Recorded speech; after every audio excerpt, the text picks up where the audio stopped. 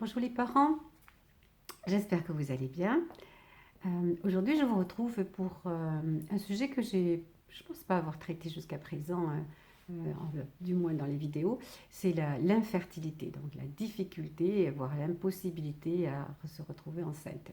Voilà, alors toujours avant de démarrer la vidéo, je vous rappelle que sous la vidéo, dans la description, vous avez le lien qui vous permet d'accéder aux 4 vidéos gratuites de préparation de l'accouchement. Voilà, alors il faut que vous sachiez une chose qui est vraiment importante, c'est que du moins pour ce qui concerne la fertilité, le temps est compté pour les femmes, hein, on le sait. Donc il ne faut pas perdre trop de temps, hein. Il y a des dates limites dont on va parler. Et il faut aussi que vous sachiez que la ménopause peut arriver tardivement, hein, pas avant la cinquantaine, 55 ans, voire un petit peu plus. Et en tous les cas, tant que vous n'êtes pas ménopausée, il y a toujours une possibilité de grossesse, hein, voilà. Bon, alors, pour les femmes de moins de 35 ans, combien de temps on peut accepter d'attendre en essayant de tomber, entre guillemets, enceinte et que ça ne marche pas? Ben, moi, je vous dirais, d'après ce que disent les spécialistes, en tous les cas, pour les moins de 35 ans, un an maximum. Vraiment maximum. Et pour les plus de 35 ans, pas plus de 6 mois. Au-delà de ce temps, donc un an pour les filles de moins de 35 ans et 6 mois pour les filles de plus de 35 ans, au-delà de cette période-là, vous devez impérativement consulter et de préférence bien sûr une gynécologue obstétricienne, mais spécialisée dans l'infertilité. Certes, c'est très bien d'avoir l'accompagnement d'autres médecins que vous connaissez bien, qui vous connaissent bien, notamment votre médecin généraliste. Il n'y a aucun doute, je suis pro médecin généraliste, c'est sûr. Mais là, de toute façon, un médecin généraliste vous dirigerez lui aussi vers un spécialiste et surtout spécialiste en infertilité, puisque comme ça le parcours, si vous deviez aller vers une FIV ou une PMA, ben vous seriez tout de suite sur le bon chemin. Voilà. Alors, ce qui va se passer en fait quand vous allez vous retrouver en consultation, d'ailleurs on ne consulte pas seul, hein, on consulte tout le temps en couple, puisque maintenant on le sait pertinemment que la cause peut être tout à fait partagée, ça peut être le monsieur et ça peut être la dame, l'infertilité véritablement partagée. Donc la consultation concerne les deux membres du couple, bien entendu. Alors, il va y avoir un interrogatoire très précis sur votre mode de vie, hein, dans le couple. C'est important, effectivement, parce que si vous avez des lieux de travail qui sont très éloignés l'un de l'autre, je pense notamment aux enseignants, hein, qui peuvent y avoir des mutations qui font que le couple est séparé et que vous n'arrivez à vous retrouver qu'une fois le week-end et parfois même pas tous les week-ends, parfois une seule week-end par mois. Ben oui, c'est clair qu'on peut parfaitement comprendre que ça va être difficile de se retrouver au bon moment, juste en période d'ovulation pour faire ce bébé. Et puis il faut savoir aussi qu'on va vous demander bien sûr le nombre de rapports sexuels que vous avez dans le mois et voire dans la semaine.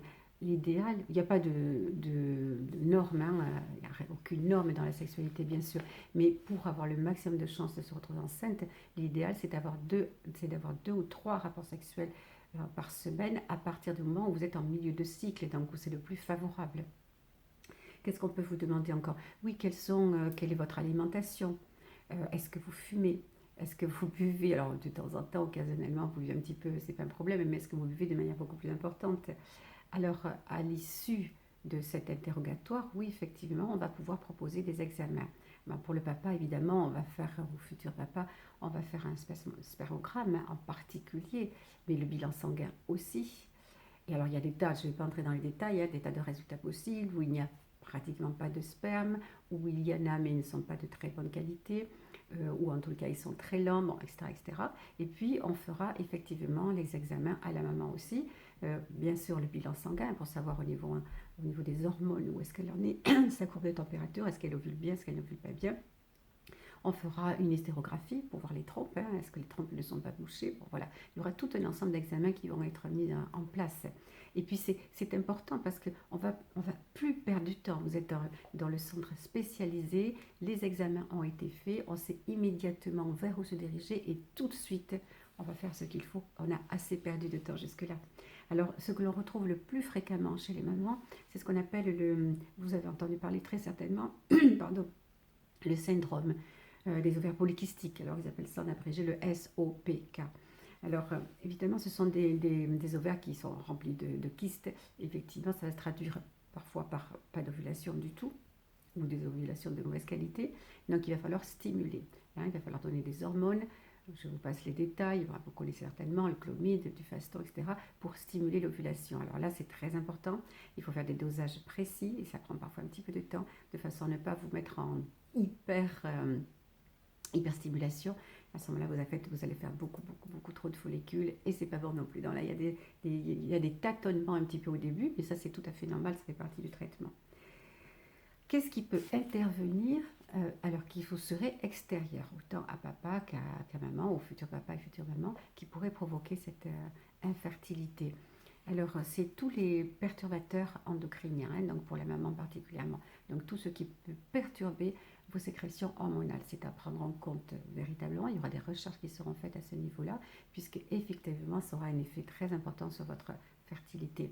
Mais il y a d'autres choses, hein, et notamment le tabac. Le tabac, c'est terrible pour la fertilité, pas que pour la fertilité d'ailleurs, parce que ça diminue considérablement la fertilité d'une femme, mais aussi ça augmente le nombre de fausses couches. Voilà, c'est vraiment.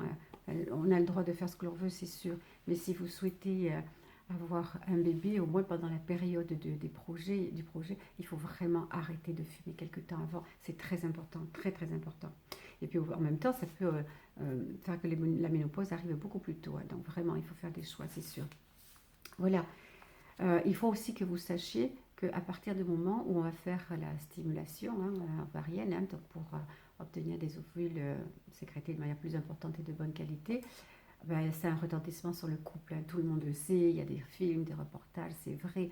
Le couple va subir beaucoup de pression. C'est très difficile d'avoir des rapports absolument programmés comme ça parce que voilà, j'ai eu le résultat, on m'a téléphoné, on m'a dit que j'étais dans la bonne période. Là, je suis en train d'ovuler, il faut absolument qu'on ait un rapport tout de suite. Ah oui, c'est sûr que là, c'est pas glamour du tout et c'est difficile. Et le couple peut ne pas résister à une telle pression. C'est quelque chose de compliqué.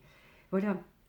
Donc, et puis aussi, il y a des choses qui seront difficiles, c'est d'entendre les remarques des gens autour de vous. Alors, ceux qui savent que vous avez un projet de naissance, mais qu'ils ne voient pas de bébé arriver, qui ne vont pas arrêter de vous dire alors c'est quand que vous le faites? Ah là, vous n'êtes pas pressé. Hein? Ben, si, on est pressé. Hein? Malheureusement, voilà, il y a un parcours à suivre et ça prend un petit peu de temps. Hein? Bon, on fait des tas de remarques très désobligeantes, c'est sûr. Il faut s'y attendre, vous le savez certainement. Il faut s'armer pour résister, mettre de la distance avec les gens qui sont un petit peu trop, enfin, qui ne sont pas suffisamment fins, vraiment. Mettez les gens un petit peu de côté à ce moment-là. En tous les cas, hein, c'est très court, c'est sûr, mais ce que vous devez savoir, c'est qu'il ne faut pas perdre de temps. Alors, on dit, il y a un médecin qui dit ça en particulier, mais il y en a d'autres, que le temps est l'ennemi de la femme. Alors, pas du tout d'une manière générale, hein, parce que si on a des rides, bah oui, comme les hommes, ça, il n'y a pas de problème. Donc, si c'est comme ça qu'on voit les résultats du temps, non, ça, on s'en fout royalement. Enfin, on peut ne pas s'en ficher en tout cas. Mais par contre, c'est clair que nous, on a quand même un temps par rapport à notre ovulation, hein, par rapport à notre fertilité. Et donc, effectivement, il faut se préoccuper assez rapidement et ne pas attendre trop longtemps. Hein. On l'a dit, plus de 35 ans, on n'attend pas plus de 6 mois sans résultat. Et moins de 35 ans, pas plus de non. Voilà, mes petites mamans, je vous dis à très vite. Ciao, ciao. Ah oui, n'oubliez pas de vous abonner si vous ne l'avez pas encore fait. Et puis voilà, partagez les vidéos si elles vous intéressent ou si en tout cas vous dites ah ouais, non, mais il faudra absolument que je fasse passer cette vidéo à telle ou telle copine, ou ma cousine, ou à ça, que ça. N'hésitez pas, faites-le, c'est important. Hein, voilà.